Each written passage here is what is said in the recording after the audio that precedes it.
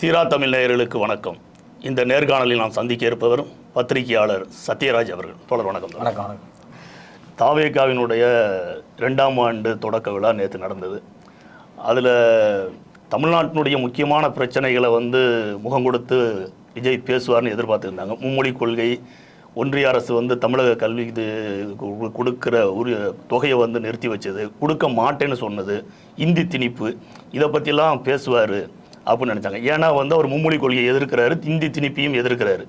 ஆனால் அதை பற்றி ஒன்றிய அரசுக்கு கண்டனம் தெரிவித்து பேசுவார்னு சொல்லும்போது அவர் வாட் ப்ரோ அப்படின்னு சொல்லிட்டு எளிதில் கடந்து போயிட்டார். இதை நீங்கள் எப்படி பார்க்குறீங்க? இல்லை, அது நான் ஒரு கட்சி கூட்டம் மாதிரியே பார்க்கல. அது ஒரு ஆடியோ லான்ச் மாதிரி தான் இருக்குது. அவர் சும்மா மேடையில் நின்றுட்டு சில வசனங்களை மட்டும் அப்படி பேசிட்டு போயிட்டார். பொலிட்டிக்கலாக அட்ரஸ் பண்ணும்போது நீங்கள் எந்த கட்சியை நீங்கள் விமர்சனம் பண்ணுறீங்க, எந்த கொள்கையை விமர்சனம் பண்ணுறீங்கிற தெளிவோடு பேசினவர். அவர் ஒரு இடத்துல கூட ஒரு பர்டிகுலர் கட்சியை பற்றியோ, ஒரு தலைவரை பற்றியோ, ஒரு கொள்கை ரீதியான சிக்கல்களை பற்றி எதுவுமே அவர் பேசலை. ரெண்டாவது, முழுக்க பார்த்தீங்கன்னா அந்த நிகழ்ச்சியிலேயே ரொம்ப வருத்தமான விஷயம் என்ன அப்படின்னா, அவர் ஒரு அரசியல் கட்சி தலைவர், அரசியலுக்கு வர்றாரு, ஒரு கட்சியை துவங்கியிருக்காரு. ஸ்ட்ராட்டஜிஸ்ட்டாக ஒருத்தரை கூப்பிட்டு வர்றாரு பிரசாந்த் கிஷோரை. அவரை மேடைக்கு இவர் டைரெக்டாக கூப்பிட்றாரு. நீங்கள் வழக்கமாக கட்சிக்கு பின்னாடி இருந்து வேலை பார்க்கக்கூடியவங்க யாருமே மேடைக்கு கூப்பிட மாட்டாங்க. அது ஒரு அரசியல் கலாச்சாரமே கிடையாது. அந்த அரசியல் கலாச்சாரத்துக்கு வெளியே இருந்து அவர் ஒரு ப்ரொமோஷன், ஒரு படத்துக்கு ப்ரொமோஷன் பண்ணுற ஆளை அங்கீகரிக்கிற மாதிரி மேடை கூப்பிட்ற மாதிரி அவர் மேடை கூப்பிட்றாரு. இதை பார்க்கும்போது இவருக்கு இன்னுமே கட்சி செட்டப்பே மனசுக்குள்ளே புரியலையா அப்படின்னு எனக்கு தோணுது. அவர் எனக்கு கொள்கை தலைவராக பெரியார் அப்படின்னு சொன்னார்.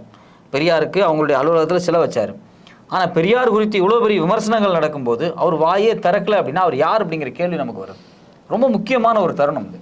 உங்களுடைய முதன்மை கொள்கை தலைவர் மீது ஒரு விமர்சனத்தை, ஒரு விமர்சனம் கூட சொல்ல முடியாது, சீமான் பண்ணது அயோக்கியத்தனம், ரொம்ப அசிங்கமாக பேசியிருக்கார், பொய்யா பேசியிருக்கார். பட் அதுக்கு நம்ம ரியாக்ட் பண்ணலைன்னா எதுக்கு நம்ம ரியாக்ட் பண்ண போகிறோம்? அந்த இடத்துல ஒரு ரியாக்ட் பண்ணலை அப்படிங்கும் போதே அவர் மேலே நமக்கு ஒரு சந்தேகம் தான் வருது. நீங்கள் என்ன பேசுகிறீங்க, என்ன ரியாக்ட் பண்ணுறீங்க அப்படிங்கிறத அடிப்படையில் தான் உங்களை ஏற்றுக்குவாங்க. ரெண்டாவது, இந்த கூட்டத்தில் கூட இப்போ 2ஆம் ஆண்டு கூட்டம் வழக்கமாக பார்த்தீங்கன்னா ஒரு ஆண்டு 2ஆம் ஆண்டு கூட்டங்கள் அப்படிங்கும்போது ஒரு அரசியல் கட்சி தமிழ்நாட்டினுடைய பாரம்பரியமாக திராவிட மரபாக இருந்தாலும் சரி, மற்ற காங்கிரஸ்காரங்களாக இருந்தாலும் சரி, ஒரு கட்சி என்ன பண்ணுவாங்க அப்படின்னா பெரிய ஓப்பனில் கூட்டம் போடுவாங்க, மக்களை கூப்பிடுவாங்க, எல்லாம் உட்காந்து பேசுவாங்க. எனக்கு நீங்கள் இந்த கட்சி மாநாடு பார்க்கும்போது எனக்கு பழைய காலத்தில் ஒரு 100 சில விஷயம் படிச்சுக்கிட்டு இருந்தேன். 100 ஆண்டுகளுக்கு முன்னாடி இந்த சைவ மடங்கள்லாம் ஒரு மாநாடு போட்டாங்க. சைவ மடங்கள் மாநாடு போட்டு சைவ மதத்தை நாங்கள் சரி செய்கிறோம் அப்படிங்கிறக்காக ஒரு மாநாடு போட்டப்போ, அந்த காலத்துலேயே 1929 பெரியாருக்கு போட்டியாக அவர் பகுத்தறிவு மாநாடு, அது சுயமரியாதை மாநாடு போடுறாரு. அவங்க மாநாடு போட்டார். அப்போது பெரியார் ஓப்பனாக மாநாடு போட்டார், மக்கள் எல்லாத்தையும் வர வச்சார், எல்லாத்தையும் தலைவரில் பேச வச்சார். பட் அவங்க என்ன பண்ணாங்க அப்படின்னா, சீட் எழுதி இவங்க தான் உள்ள வரலாம், இவங்கெல்லாம் வரக்கூடாது, நீ என்ன பேசணும்னு நினைக்கிறியோ முதல்ல எழுதி கொடுத்துடணும், இப்படியெல்லாம் பண்ணாங்க. அந்த கூட்டத்துக்கு வஉசிவே உள்ள விடலை, அவரையே வெளியே அனுப்பிச்சிட்டாங்க. திரிகோட சுந்தரம் பிள்ளை அவர் ரொம்ப முக்கியமான ஒரு தலைவராக இருந்தார் அந்த காலகட்டத்தில். சைவ பெரியவர் அவங்க எல்லாமே நிர்வாகிகள் உள்ள. எனக்கு அதை பார்க்கும்போது இது கட்சி கூட்டம் மாதிரி இல்லை, இது ஒன்று பெய்டு ப்ரொமோஷனில் வர்ற ஒரு ஆடியோ லான்ச் மாதிரி இருக்கு. இல்லை சாமியார்கள்லாம் உட்காந்து, மடங்கள்லாம் உட்காந்து ஒரு பேசிக்குவாங்க பார்த்தீங்களா, வெளியே இருந்து யாரும் வரக்கூடாது, நம்ம மட்டுமே உட்காந்து பேசிக்குவாங்க பார்த்தீங்களா, அது மாதிரி இருக்கு. அப்போ நீங்கள் ஒரு கூட்டம் நடத்துறதுல அந்த கூட்டத்தில் ஜனநாயகமே இல்லை. நீங்கள் பத்திரிகையாளர் தாக்கப்பட்டிருக்காங்க, நீங்கள் என்ன பண்ணியிருக்கீங்க? பத்திரிகையாளர் தாக்கப்பட்டது குறித்து முதல்ல பத்திரிகையாளர்கள் அங்கே வரணுமா வேண்டாமா அப்படிங்கிறத நீங்கள் முடிவெடுக்க முடியாது. ஏன்னா இது ஒரு ஜனநாயக நாடு. எங்கே எந்த நியூஸ் வந்தாலும் பத்திரிகையாளர்கள் எடுக்கிறதுக்கு அனுமதிக்கிறாங்க. நீங்கள் ஒரு கட்சி கூட்டம் வைக்கும்போது உள்ள அலோவ் பண்ணியிருக்கணும். நியாயப்படி பார்த்தா நீங்கள் அலோவ் பண்ணல, நீங்கள் பத்திரிகையாளரே சந்திக்க மாட்டேங்கிறீங்க. நீங்கள் நியாயப்படி பார்த்தா அவர் நேற்று கூட ட்ரெயின் பண்ணாங்க, கம் அவுட் அப்படின்னு அவருக்கு ட்ரெயின் பண்ணாங்க. அவர் முதல்ல பனையூர் கேட்டை விட்டு வெளியே வர மாட்டேங்கிறாரு அப்படின்னு ஒரு பெரிய வருத்தம் எல்லாத்துக்குமே. பத்திரிகையாளர் சந்திக்க மாட்டேங்கிறாரு, யாரையுமே பார்க்க மாட்டேங்கிறாரு. அப்படி இருக்கும்போது இதை நான் ஒரு கட்சி கூட்டமாகவே பார்க்கல, இது ஒரு ஆடியோ லான்ச் மாதிரி பேட்டர்னில் பண்ணிட்டாரு. ரெண்டாவது, இந்த சாமியார்கள் மடங்கள்லாம் அப்படி தான் பண்ணும், வெளியே இருந்து ஒருத்தன் உள்ளே வந்தானா கேள்வி கேட்டுருவான், எவனும் உள்ளே வரக்கூடாது அப்படிங்கிறனால முதலே சீட் எழுதி இதில் கியூஆர் கோடு வேறு. கியூஆர் கோடு எதுக்கெல்லாம் பயன்படுத்துகிறாங்க, கியூஆர் கோடு போட்டு தான் உள்ளே அனுப்பிச்சிருக்காங்க. அதில் இந்த மாநாடு அப்படிங்கிறது முழுக்க என்னை பொறுத்த வரைக்கும் மாநாடுன்னு சொல்ல முடியாது, ஒரு சின்ன கூட்டம். ஆடியோ லான்ச் அப்படிங்கிறது அவங்களுக்கு ஒரு பெரிய தோல்வி தான். ரெண்டாவது, இந்த மனநிலையில் இருந்தார் விஜய் அப்படின்னா தேர்தல் களத்தை சந்திக்கிறது ரொம்ப கஷ்டமாயிரும். இல்லை, நீங்கள் இந்த மனநிலையில் இருந்தார் அப்படிங்கும்போது நேற்றைய விஜயனுடைய இதெல்லாம் பார்க்கும்போது அவர் விருப்பப்பட்டு ஒரு அரசியல் கட்சியை தொடங்கின மாதிரி ஒரு தோற்றம் தெரியல. ஆமாம். ஏன்னா அவர் என்ன சொல்றாருன்னா, நிதி கொடுக்க வேண்டியது ஒன்றிய அரசினுடைய கடமை, இவங்க வாங்க வேண்டியது இவங்களுடைய உரிமை அப்படிங்கிறாரு. ஆனால் இவங்க 2 பேரும் ட்விட்டரில் ஹேஷ்டேக் பண்ணி ட்ரெண்ட் பண்ணிக்கிட்டு இருக்காங்க. இவங்க எல்கேஜி யூகேஜி பசங்க மாதிரி விளையாண்டுக்கிட்டு இருக்காங்க. அப்படிங்கிறது தமிழ்நாட்டில் ஒரு கொந்தளிப்பான ஒரு இதை இவ்வளோ ஒரு ஈஸியாக கடந்து போகிறது எப்படி பார்க்குறீங்க? தமிழ்நாட்டு முதலமைச்சர் நமக்கு எம்பி பதவியை குறைக்க போகிறது குறித்து ஏற்கனவே பாராளுமன்றத்தில் பேசியிருக்காரு, தீர்மானங்கள் கொண்டு வந்திருக்காரு, 2024 பிப்ரவரியிலே கொண்டு வந்திருக்காரு. திருப்பி மக்கள் மன்றத்தில் வந்து அவர் பேசுகிறார். பத்திரிகையாளர் முன்னாடி ஒரு முதலமைச்சர் வந்து நம்மளை வந்து இப்படியெல்லாம் கார்னர் பண்ணுறாங்க, இந்த அரசு நமக்கு இவ்வளோ பெரிய அநியாயத்தை பண்ண போகுது அப்படின்னு மக்கள்கிட்ட முதல்ல அவர் உரைக்கிறாரு. 45 கட்சிகளுக்கு வந்து இப்போ அடுத்த மாதம் 5ஆம் தேதி கூட்டம் வச்சுருக்காரு, அழைப்பு கொடுத்துருக்காரு, வாங்க எல்லாரும் உட்காந்து பேசலாம் அப்படின்னு அழைப்பு கொடுத்துருக்காரு.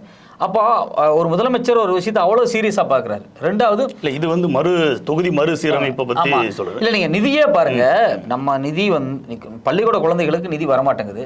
நிதி ஏன் வரமாட்டேங்குது அப்படின்னா, நீங்கள் திட்டத்தில் பிஎம் ஸ்ரீ திட்டத்தில் கையெழுத்து போட்டால் தான் நாங்கள் வந்து நியூ எஜுகேஷன் பாலிசியை கொண்டு வருவோம், மும்மொழியை கொண்டு வருவோம் அப்படிங்கிறது வந்து ஒரு இன்னும் சொல்ல போனால் இது ஒரு பெரிய கான்ஸ்டியூஷனல் சிக்கல். இது ஏதோ விளையாடுறதுக்கான விஷயம் கிடையாது. ரெண்டாவது, போன வருஷமே உங்கள் பணம் ஒழுங்காக ஒதுக்கலை. தமிழ்நாடு கல்வி அமைச்சர் நேரில் போய் சந்திச்சுட்டு டெல்லியில் போய் அங்கே இருக்கக்கூடிய கல்வி அமைச்சரை பிரதமர் பார்த்துட்டு வந்ததுக்கு பிறகு இந்த நிலைமை நடக்குது. நான் என்ன கேட்குறேன், தமிழ்நாட்டு முதலமைச்சர் டெல்லி போய் உட்காந்து நிர்மலா சீதாராமனே சந்திச்சிருக்காரு. ஒவ்வொரு மினிஸ்டராக போய் சந்திச்சு சில விஷயங்களை பேசிட்டு வர்றாங்க, அமித்ஷாவை பார்த்து வர்றாங்க. ஆனால் இங்கே நடக்க மாட்டேங்குது. அப்படிங்கும்போது இது ஒரு எல்கேஜி யூகேஜி சண்டை அப்படின்னு அவர் சொல்கிறது நான் ஒருபோதும் ஏற்றுக்க மாட்டேன். உண்மையிலே அவருக்கு அரசியலே புரியல, வேதனையாக இருக்குது. மக்கள் பிரச்சனையை நீங்கள் மக்களோடு நின்று போராடினா மட்டும்தான் மக்கள் உங்களை அக்செப்ட் பண்ணிக்குவாங்க. நீங்கள் வந்து திமுக வந்து சும்மா ஒன்றும் ஆட்சிக்கு வரல. அவங்க 1949 கட்சி ஆரம்பிக்கப்பட்ட காலத்திலேருந்து 67க்கு இடைப்பட்ட காலகட்டத்தில் அவங்க பண்ண போராட்டங்கள் மகத்தான போராட்டங்கள். முதல் அரசியலமைப்பு சட்டம் அதில் கொண்டு வரக்கூடிய மாற்றத்தை உருவாக்குனதில் 70 நாள் போராட்டத்தை திமுகவும் சேர்ந்து நின்று அடின்னு அடிச்சிருக்காங்க. அது மாதிரி சொல்லிகிட்டே போகலாம் அவங்களுடைய பங்களிப்பு.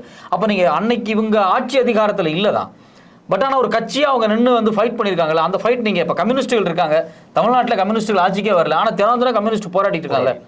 இல்லை, நான் என்ன கேட்க வரேன் தோழர், இப்போ விஜயனுடைய நான் தொடக்கத்தில் சொன்ன மாதிரி இருமொழி கொள்கை தான் அவரோட, இந்தி திணிப்பை ஏற்றுக்க மாட்டோம் அப்படிங்கிறது இது அவருடைய கொள்கை. ஆனால் இந்த கொள்கைக்கு மாறாக ஒன்றிய அரசு வந்து தமிழ்நாட்டில் இதை திணிக்கும் போது என்னுடைய கொள்கைக்கு எதிராக நீங்கள் இப்படி திணிக்கிறீங்க அப்படின்னு சொல்லி நீங்கள் ஒரு போர்க்கோணத்தோடு நீங்கள் பேசியிருக்கணும், கண்டனம் தெரிவிச்சிருக்கணும், மோடிக்கு வந்து கண்டனம் தெரிவிச்சிருக்கணும், நிதி கொடுக்க மறுக்கிற தர்மேந்திர பிரதானை கண்டிச்சிருக்கணும். ஆனால் எதை பற்றியுமே சொல்லாமல், இந்தி திணிப்புங்கிற ஒரு வார்த்தையை கூட சொல்லாமல் அவர் வந்து இந்த மாதிரி வாட் ப்ரோ அப்படிங்கிற சினிமா டைலாக்கே பேசிட்டு போகிறது தான். நான் ரொம்ப சிம்பிளாக உங்கள்கிட்ட அந்த விஷயத்த சொல்கிறேன். அன்னைக்கு 1937 வந்த இந்திய எதிர்ப்பு போராட்டத்தில் வந்து 65-67 வரைக்குமான இத்தனை போராட்டங்கள் நடந்துச்சு இல்லையா? இந்த போராட்டத்தினுடைய விளைவு தான் இன்னைக்கு தமிழ்நாடு சினிமான்னு ஒன்று இருக்குது. தமிழ்நாட்டுக்கு ஒரு தனித்துவமான சினிமா இருக்குது. தெலுங்கானா, ஆந்திர பிரதேசில் தெலுங்கு தனி சினிமா இருக்குது, கேரளாவுக்கு தனி சினிமா இருக்குது, கன்னடத்துக்கு தனி சினிமா இருக்குது, மராத்திக்கு சினிமா இல்லை, ஒரு காலத்தில் இருந்துச்சு, குறைஞ்சிருச்சு. பெங்காலியோட சினிமா குறைஞ்சிருச்சு. வட இந்தியாவில் நீங்கள் குஜராத்தியோ, ராஜஸ்தானியோ, பஞ்சாபி கூட கொஞ்சம் ஓரளவுக்கு ஐடென்டிட்டியாக அவங்க கிரியேட் பண்ணுறாங்க. நீங்கள் வந்து உத்தரப்பிரதேசத்துக்கும் மற்ற யாருக்கும் சொந்த சினிமாவே இல்லை. நீங்கள் இவ்வளோ காசு சம்பாரிச்சிருக்கீங்க, உங்கள் அப்பா சம்பாரிச்சிருக்காரு, இது எல்லாமே தமிழ் அப்படிங்கிற ஒன்று உயிரோடு இருந்ததுனால தான் அதுக்கு இவ்வளோ பெரிய போராட்டம் நடந்திருக்கு. இன்றைக்கி அதையே முடிக்க போகிறான். இப்போ நீங்களாம் என்ன நினைக்கிறீங்க, பேன் இண்டியா சினிமா அப்படிங்கிற மனநிலைக்குள்ள நீங்கள் இருக்கீங்க. இவரும் வந்து கட்சியை பேன் இண்டியா கட்சின்னு நினைக்கிறாரோ என்னன்னு தெரியல எனக்கு. ஏன்னா நீங்கள் வந்து தமிழ்நாட்டில் தமிழ் மொழி இருந்தால் மட்டும்தான் இங்கே திரைப்படங்கள் வரும், சினிமா நடிகர்கள் வருவாங்க, அப்படித்தான் நாங்கள் சம்பாரிச்சோங்கிற ஒரு அடிப்படை உணர்வு கூட அவருக்கு வந்து இல்லை. அந்த உணர்வே இல்லாமல் தான் அவர் வந்து பேசிக்கிட்டு இருக்காரு. விஜயை பொறுத்த வரைக்கும் என்னை பொறுத்த நீங்கள் சொன்ன மாதிரி அவர் விருப்பமே இல்லாமல் கட்சி ஆரம்பிச்சிட்டாரா, இல்லை கட்சி நடத்தவே தெரியலையா, இல்லை சிஎம் ஆனால் போதும். ஏன்னா அவர் பார்த்தீங்கன்னா பிரசாந்த் கிஷோரை கூப்பிட்டு வர்றாரு, அந்த அவர் மார்ட்டின் அவருடைய மருமகன், அவர் பேர் வந்து என்னது, ஆதவ அர்ஜுனா கூப்பிட்டு வர்றாரு. அவர் வந்து இன்னொருத்தர் ஜோசப்னு ஒருத்தர், ஜான் பிரிட்டன் ஒருத்தரை கூப்பிட்டு வர்றாரு. இவங்க எல்லாரும் யாருன்னு பார்த்தீங்கன்னா தேர்தல் நேரத்தில் சோஷியல் மீடியாவில், அது மட்டும் இல்லாமல் களங்களில் வந்து யாரை நிற்க வைக்கலாம், எப்படி ப்ரொபகேண்டா பண்ணலாம் அப்படிங்கிற ஒரு மெக்கானிசம், ஒரு சின்ன ப்ரோக்ராமை கற்றுக் கொடுக்குற ஆள் தான். அது முழுக்க தேர்தலுக்கு மட்டும்தான் பொருத்தம். அதுவும் தேர்தல் நேரத்தில் ஜிகனா வேலை தான் பண்ண முடியும். நீங்கள் கட்சி வந்து கிரவுண்டில் கட்டமைப்பு இல்லை, ஒரு மாவட்ட லெவலில், கிளை லெவலில், வட்ட லெவலில் உங்களுக்கு வந்து கிளை வந்து ஒழுங்காக அமைக்கப்படலை அப்படின்னா நீங்கள் தேர்தலில் சில நேரங்களில் வாக்கு வரலாம், ஆனால் எப்போதும் வராது, கட்சி இருக்காது. நீங்கள் வந்து அதுக்கு வந்து பெஸ்ட்டு எடுத்துக்காட்டு பார்த்தீங்க அப்படின்னா வடக்கில் வந்து ஆத்மியினுடைய சரிவை நீங்கள் பார்க்கலாம். அது மாதிரி நிறைய கட்சியை சரிஞ்சு போயிட்டாங்க. அவங்களுக்கு வந்து கிரவுண்டில் வந்து ஒரு ஸ்ட்ரென்த் இருக்காது. கிரவுண்டில் ஸ்ட்ரென்த் இல்லாத காரணம் அவங்களுக்கு ஒரு கொள்கை இருக்காது. நீங்கள் எந்த கொள்கையிலேருந்து வரீங்க? நான் பெரியார் அம்பேத்கர்னு வைக்கிறீங்க, உங்களை பெரியாரை பற்றி இவ்வளோ தூரம் கொச்சப்படுத்துகிறாங்க. காலங்காலமாக பெரியார் இந்திக்கு எதிராக சண்டை போட்டிருக்காரு, இந்தியாவுக்கு எதிராக சண்டை போட்டிருக்காரு, மாநில உரிமை பேசியிருக்காரு. நீங்கள் அண்ணாவை பற்றி பேசுகிறீங்க.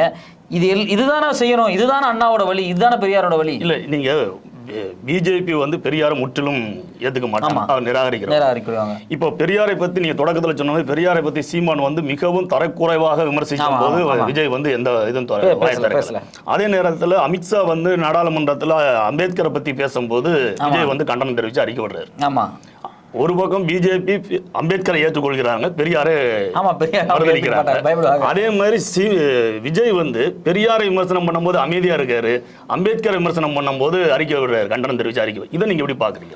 இதுதான் ஒரு பெரிய சிக்கலான விஷயமா இருக்கு. யார் விஜய் அப்படின்னு நம்ம கேட்க வேண்டிய கேள்வியா இருக்கு. நீங்க வந்து பெரியாரை விமர்சிக்கும் போது மௌனம் காக்கக்கூடிய எல்லாத்து மேலேயுமே எனக்கு ஒரு பெரிய சந்தேகம் வரும். ஏன்னா அவங்களுக்கு ஏதோ ஒரு வகையில மனதுக்குள்ள ஜாதி இருக்கு. அந்த ஜாதியினுடைய உணர்வு இருக்கிறதுனால தான் அவங்க வந்து பெரியாரை வந்து வேற வேற பேரில் சொல்லி அவர் மேலே வேற வேற பட்டங்களை கட்டி அவரை ஒதுக்குறதுனுடைய மனநிலை என்ன அப்படின்னா அவங்களுக்கு ஜாதி மனநிலை தான்.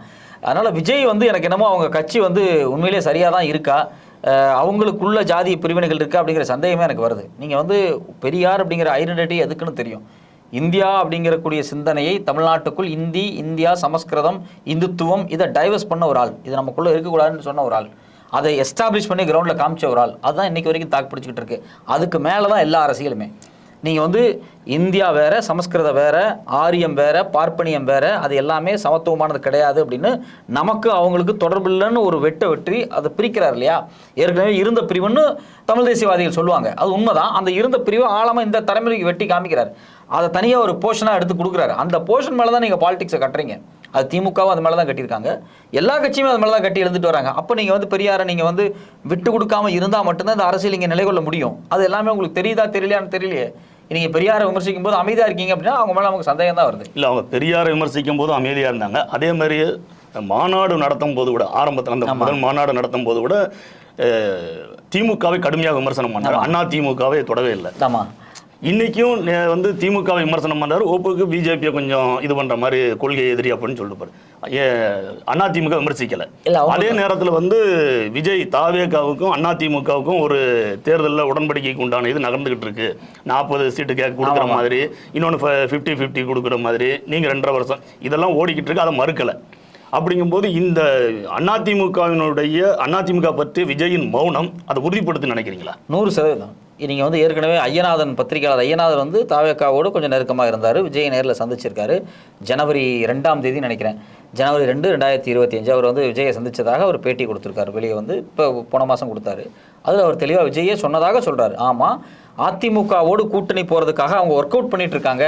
யார் அப்படின்னா அந்த வியூக வகுப்பாளர்கள் வந்து ஒர்க் அவுட் பண்ணிட்டு இருக்காங்க அப்படிங்கிறத வந்து நேரடியாகவே ஐயநாதன் அவர் சொன்னதை ஐயநாதனே பதிவு பண்ணியிருக்கார் பத்திரிகையில். ஸோ அப்போ இவங்க வந்து ஏதோ ஒரு வகையில் அதிமுகவோடு போகிறது சரியாக வரும் அப்படிங்கிற ஒரு அமைப்புக்குள்ளே போகிறாங்க. அவங்க நீங்கள் சொன்ன மாதிரி ஒன்று டெப்டி சிஎம் கேட்க போகிறாங்களா, இல்லை 5 வருஷம் ஆட்சிக்கு வந்தால் 2 வருஷம் எங்களுக்கு கொடுங்க, நீங்கள் 3 வருஷம் வச்சுக்கோங்க, அந்த அக்ரிமெண்ட்டுக்குள்ளே போகிறாங்களா, இல்லை என்ன பேட்டர்னுக்குள்ளே போகிறாங்கன்னு தெரியல. பட் ஆனால் ஒரு கால்குலேஷன் இருக்குது. 45 கேட்குறாங்கிறாங்க, 50 கேட்குறாங்க சொல்கிறாங்க, 100 கேட்குறாங்க அப்படின்னு எல்லாரும் ஒன்று கருத்தை பேசுகிறாங்க. பட் ஆனால் அதிமுகவோடு அவங்களுக்கு ஓப்பனாகவே தேர்தல் சார்ந்து ஒரு உரையாடல் நடந்துட்டு இருக்கு. அதுவே என்னை பொறுத்த வரைக்கும் விஜய்க்கு ஒரு பெரிய பின்னாடி தான். ஏன்னா ஒருத்தர் வந்து முதலாக தேர்தலுக்கு வரும்போது அவர் தனித்துவமாக நின்று அந்த வாக்குகளை பெறும்போது தான் அந்த ஐடென்டிட்டி கிடைக்கும். நீங்கள் வந்து கமல் எடுத்துங்க, 4% வந்துச்சு அவருக்கு, பிற்பாடு சேர்ந்தும் போது அவர் போயிடுச்சு அவருக்கு. இதை ஏன் கேட்குறேன்னா, விஜய் அதிமுக இந்த 2 பேரும் கூட்டணி அவங்க விருப்பப்பட்டது போனாங்களா, இது பின்னாடி இருந்து பிஜேபி வந்து விஜய் அதிமுக பிஜேபியும் அந்த கூட்டணியில் இருந்து காய் நகர்த்துறாங்களா ஒரு கேள்வி. ஏன்னா நீங்கள் ஐயநாதன் பத்திரிகையாளர் சொன்னீங்க, நீங்கள் அவர் இன்னைக்கு கூட என்ன சொல்லியிருக்காரு அப்படின்னா, பிரசாந்த் கிஷோரை வந்து இங்கே தாவேகானுடைய இந்த 2ஆம் ஆண்டு இதில் முன்னிலைப்படுத்தி ஒரு பெருசாக இது பண்ணுற காரணமே இருந்தால் தமிழ்நாட்டில் வந்து விஜயை முன்னிறுத்துறதுக்கு அனுப்பி வைக்கப்பட்ட ஆள் அப்படின்னு ஒன்று சொல்லியிருக்காரு. ஏன்னா நீங்கள் இந்த கூட்டணி இதை பற்றி பேசும்போது அவர் சொல்றாரு, பிஜேபி அனுப்பி வைக்கப்பட்ட ஆளுங்கும் போது தாவேக அதிமுக பிஜேபி இந்த இதுக்குள்ள ஒரு இது இருக்கா அப்படின்னு வாய்ப்பு இருக்குது. நீங்கள் வந்து பாஜகவுக்கு இங்கே திமுக இருக்கக்கூடாது, 26க்கு பிறகு திமுக இங்கே இருக்கக்கூடாது, திமுக ஆட்சி அதிகாரத்தில் இல்லாத போது அவங்க மேலே நிறைய வழக்குகளை போடலாம், அவங்க டைல்யூட் பண்ணலாம், அவங்க என்ன வேணாலும் பண்ணலாம், அவங்களுக்கு ஒரு அஜெண்டா இருக்குது. அதுக்கு எந்தெந்த வகையிலெல்லாம் பயன்படுத்திக்க முடியும் அப்படின்னு பார்க்குறாங்க. ஒரு பக்கம் வந்து விஜய் வளர்றதை அவங்க என்கரேஜ் பண்ணுறாங்க, இன்னொரு பக்கம் சீமானை நேரடியாக வளர்த்தே விடுறாங்க. அவங்க வந்து சீமானுடைய வளர்ச்சிக்கு பின்னாடி இருந்து குருமூர்த்தி ஈரோடு இடைத்தேர்தலுக்கு முன்னாடி பெரியாரை பற்றி பேச சொன்னதுங்கிறது ஒரு அஜெண்டா தான். அவங்க போய் சந்திச்சிருக்காங்க குருமூர்த்திங்கிறது 100% உண்மை. அதை வந்து ஜெகதீச பாண்டியனே வெளியே சொல்லிட்டாரு. ஒரு தடவை இல்லை, பல தடவை சந்திச்சாங்கிறாங்க. அப்போ ஏதோ ஒரு வகையில் இந்த பிஜேபி ஆர்எஸ்எஸ் வந்து பின்புலத்தில் வந்து விஜய்க்கு ஒரு பீஸு, இன்னொரு பக்கம் பார்த்தீங்கன்னா சீமானுக்கு ஒரு ரோலு, அந்த பக்கம் என்னை பொறுத்த வரைக்கும் அதிமுகக்குள்ளே ஏற்பட்டு இருக்கக்கூடிய சலசலப்புகள் இருக்குது பார்த்தீங்களா, அந்த சலசலப்பே வந்து பாஜக தான் மூவ் பண்ணுதுன்னு நான் ஃபீல் பண்ணுறேன். ஒரு பக்கம் செங்கோட்டையன் பேச ஆரம்பிக்கிறாரு. இன்னும் சொல்லப்போனால் ஓபிஎஸ் என்ன சொல்கிறார் அப்படின்னா சசிகலா எல்லாரும் ஒன்றா சேர போகிறாங்க அப்படிங்கிற மாதிரியான ஒரு சில டிஸ்கஷன் வைக்கிறாரு. அப்போ ஏதோ ஒரு வகையில் திமுகவுக்கு எதிராக ஒரு வலுவான கூட்டணியை உருவாக்கணும் முயற்சி பண்ணுறாங்க. அதில் பாமக இருக்கணும், பாஜக இருக்கணும், அதிமுக இருக்கணும் அப்படின்னு ஒரு பெரிய பேட்டர்ன் செட் பண்ணுறாங்க. இந்த பேட்டர்னில் விஜய் எங்கே வந்து செட் ஆக போகிறாரு அப்படிங்கிறது முடிவாகாமல் இருக்குது. ஏன்னா விஜய் ஒரு தனிப்பெரும்பான்மையாகவே ஒரு ஓட் பேங்க் அடிப்பார். ஸோ அவரால் முடியும். இதில் வந்து நீங்கள் சீமானை தவிர்த்து சீமான் யாரோடையும் சேர மாட்டார், அவர் சேரவும் முடியாது, இனிமேல் சேரவும் யாரும் சேர்த்துக்க மாட்டாங்க. இப்போ நீங்கள் வந்து பெரியாரை விமர்சிக்காமல் இருந்தால் கூட அதிமுகவோட சேர்றதுக்கான ஸ்பேஸ் கிடைச்சிருக்கும். அவங்களும் பெரியார் விமர்சிச்சாரு இவரை கூட சேர்த்துட்டான்னு நமக்கு இருக்கிற ஓட்டும் போயிடுச்சு சொல்லி அவங்களும் சேர்த்துக்க மாட்டாங்க. ஸோ அதனால் வந்து இப்போ விஜய் ஒரு முடிவு எடுக்கிறாரு, ஒன்றும் அதிமுகவோட போயிட்டா நம்ம அதிமுகவோட பாஜக வரக்கூடாது அப்படிங்கிற ஒரு ஸ்பேஸாக அவங்களுக்குள்ள ஒரு உரையாடல் நடக்கிறதா தான் பேச்சுவார்த்தை நடக்குது. மேபி பாஜகவை ஒதுக்கிவிட்டு அதிமுகவும் விஜயும் பாமகவும் இவர்கள் 3 பேரும் சேர்ந்து நிற்கிறது கூட வாய்ப்பு இருக்குது. சரி, அது எப்படின்னு பார்ப்போம். இப்போ தொகுதி மறுசீரமைப்பு அப்படின்னு 2026 கொண்டு வர போகிறாங்கன்னு. ஆமாம், அப்படி தொகுதி மறுசீரமைப்பு வந்ததுன்னா 39 தொகுதியாக இருந்த தமிழ்நாடு வந்து 8 தொகுதிகளை இழக்கும் அப்படின்னு முதலமைச்சர் சொல்லியிருக்காங்க, அறிக்கை கொடுத்தாங்க. ஆமாம், அப்படி இருக்கும்போது தென் மாநிலங்கள் வந்து மிகுந்த ஒரு மோசமான பாதிப்பு, அவங்களுடைய குரல் வந்து நசுக்கப்படும், அப்படிங்கிற பிரதிநிதித்துவம் இருக்காது. அப்படின்னா ஒருவேளை கூட்டணும் அப்படின்னாங்கன்னா தொகுதியை குறைக்காம இருந்ததுன்னா 26 தொகுதிகள் வந்து தென் மாநிலங்களுக்கு கொஞ்சம் கூடும், மற்ற மாநிலங்கள் வந்து 27 இதாகும் அப்படிங்கிறாங்க. உத்தரப்பிரதேசத்துக்கு மட்டுமே கிட்டத்தட்ட 143 இடம் அதிகமாக வர்றதுக்கு வாய்ப்பு இருக்கு. மொத்த இடம் 143 வரும்னு சொல்றாங்க. இது நீங்க எப்படி பாக்குறீங்க? தென் மாநிலங்கள் இல்லாமையே வட மாநிலங்கள், அது இந்தி பேசுற மாநிலங்களை மட்டும் அவங்க போக்கஸ் பண்ணி இந்தியா முழுக்க ஆளலாம் அப்படிங்கிற ஒரு இது இருக்கா?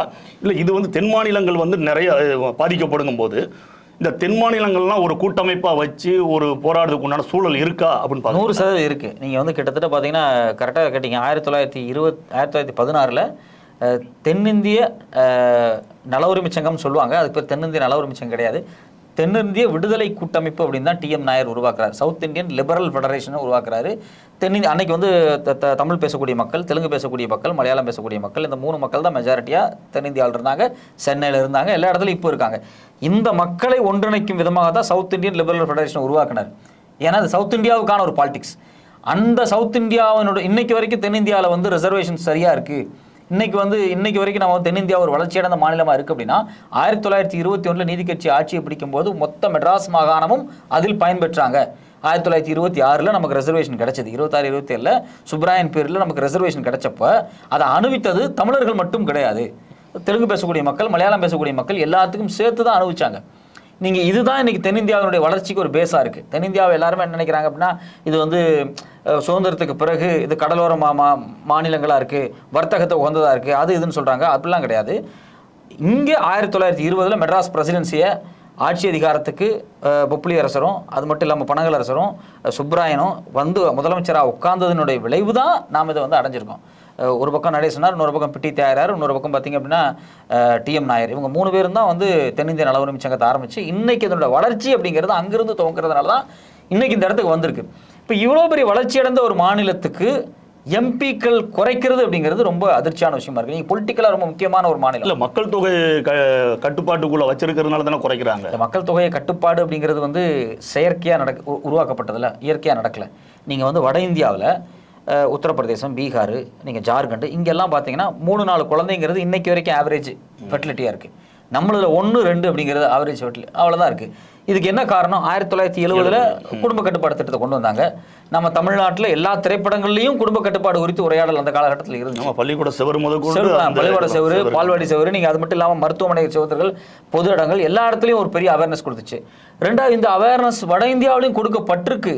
ஆனால் வட இந்தியா மக்கள் அதை ஃபாலோ பண்ணாததுக்கு காரணம் என்னென்னா அவங்க லிட்ரஸி ரேட் குறைவாக இருந்துச்சு. தென்னிந்தியாவில் ஏதோ ஒரு வகையில் லிட்ரஸி ரேட் நல்லா இருந்துச்சு. நீங்கள் 80-90 இங்கே லிட்ரஸி ரேட் நல்லா இருக்குது. அதுக்கு தான் நான் சொல்கிறேன், அப்போ இருந்தே எடுத்துக்கணும். நம்ம நீதி கட்சியே 19,000 பள்ளிக்கூடத்தை தென்னிந்தியாவில் உருவாக்கியிருக்காங்க, அதை யாரும் பேச மாட்டாங்க. அப்போ நீதி கட்சி அவ்வளோ பள்ளிக்கூடங்களை உருவாக்கியிருக்காங்க, ஆரம்ப பள்ளிக்கூடங்கள். அதுக்கு பிறகு காமராஜர் வர்றாரு, அவர் ஒரு இன்னும் தமிழ்நாட்டுக்கு அப்போ வந்து தமிழ்நாடு தனியாக பிரிஞ்சிருச்சு, அதுக்கு எக்கச்சக்கமான பள்ளிக்கூடங்கள் உருவாக்குறாரு. இப்போ பள்ளிக்கல்வி ஸ்ட்ராங்காக மாறுது. பள்ளிக்கல்வி ஸ்ட்ராங்காக மாறும்போதே பெண்களை சின்ன வயசில் திருமணம் பண்ணி வைக்கிறதுங்கிறதே குறைஞ்சு போயிடும். 5 குழந்தை 3 குழந்தைங்கிறதே கட்டாயிருது. அப்போ எஜுகேஷன் இங்கே ப்ராப்பராக இருந்திருக்கு. அதன் அடிப்படையில் ஒரு திட்டத்தை மத்திய அரசாங்கம் கொண்டு வந்தோடனே ஷார்ப்பாக தென்னிந்தியர்கள் ஃபாலோ பண்ணியிருக்காங்க. அதனால் இன்றைக்கி வந்து மக்கள் தொகை குறைஞ்சிருக்கு. நீங்கள் சொன்னீங்க ஒரு திட்டத்தை கொண்டு வந்தீங்க, நாங்கள் கடைபிடிச்சிட்டோம், எங்களுடைய மக்கள் தொகை குறைஞ்சிருச்சு. ஆனால் இப்போ நான் மக்கள் தொகை குறைஞ்சிருச்சு, நான் எம்பி சீட்டு தரமாட்டேன், குறைக்கிறேன் அப்படிங்கிறது எந்த வகையில் நியாயம்? 70ல் கொண்டு வந்த குடும்ப கட்டுப்பாடு திட்டத்தை வந்து தமிழ்நாடு முழுமையாக பின்பற்றி மக்கள் தொகை குறைச்சதுனால இப்போ தொகுதியோட எண்ணிக்கை பாருங்க, 848 நாங்கள் உயர்த்த போறோம் அப்படிங்கிறாங்க. புது பார்லிமெண்ட்ல வந்து 888 சீட் இருக்கு. அதுல கிட்டத்தட்ட தென்னிந்தியாவுக்கு 210க்கு மேல கிடைக்கணும்.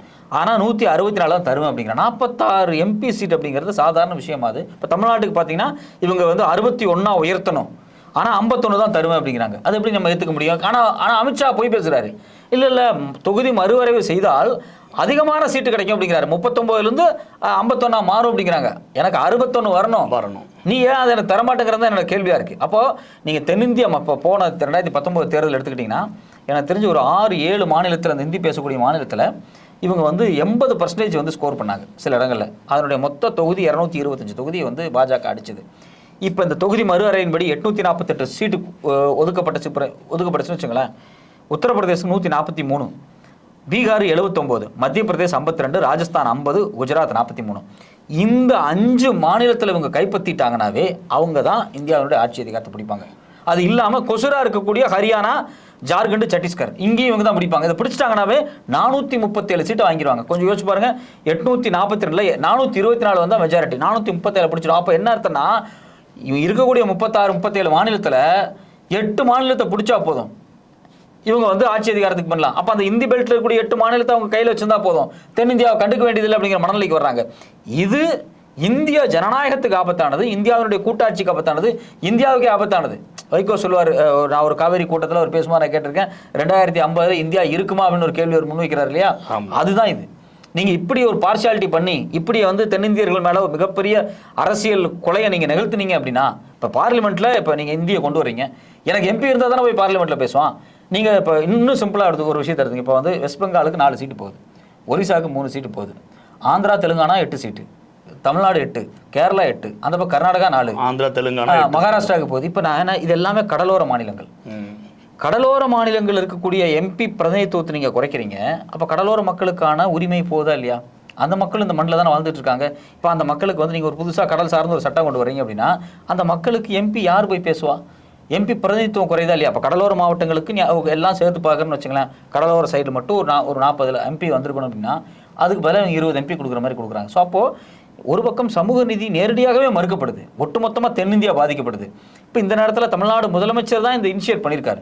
என்னை பொறுத்த வரைக்கும் தமிழ்நாடு முதலமைச்சர் என்ன பண்ணணும் அப்படின்னா, ஒரு TM நாயர் உருவாக்கின மாதிரி ஒரு சவுத் இந்தியன் யூனியனை உருவாக்கணும், ஒரு சவுத் இந்தியன் ஃபெடரேஷன் யூனியனை உருவாக்கணும், ஒரு டிராவிடியன் யூனியனை உருவாக்கி தென்னிந்திய மாநிலங்களுக்கு கூடிய எல்லா கட்சிகளுக்கும் அமைப்புகளுக்கும், நீங்கள் அவன் யாராக வேணாலும் இருந்துட்டு போகிறான், பேருக்கு ஒரு அமைப்பு கூட வச்சுட்டு போகிறான், எல்லாத்துக்கும் கடிதம் எழுதி எல்லாத்தையும் ஆர்கனைஸ் பண்ணி சென்னையில் வச்சு ஒரு பெரிய கூட்டத்தை போட்டு நம்மளோட நியாயம் என்ன அப்படின்னு சொல்லி அந்த நியாயத்தை பேசி எல்லா மொழியிலையும், தமிழ், தெலுங்கு, இங்கிலீஷு, கன்னடம், மலையாளம் எல்லா மொழியிலையும் அறிக்கை வெளியிடணும். தென்னிந்தியா ஒன்று சேர்ந்து நிற்க வேண்டிய தருணத்தை மத்திய அரசாங்கம் நம்ம மேலே திணிச்சிருக்கு. இதில் வந்து தமிழ்நாடு முதலமைச்சர் அனைத்து கட்சி கூட்டத்தை வந்து இந்த 4 நாள் கூட்ட போகிறாங்க. அது வரவேற்கத்தக்க ஒரு விஷயம்.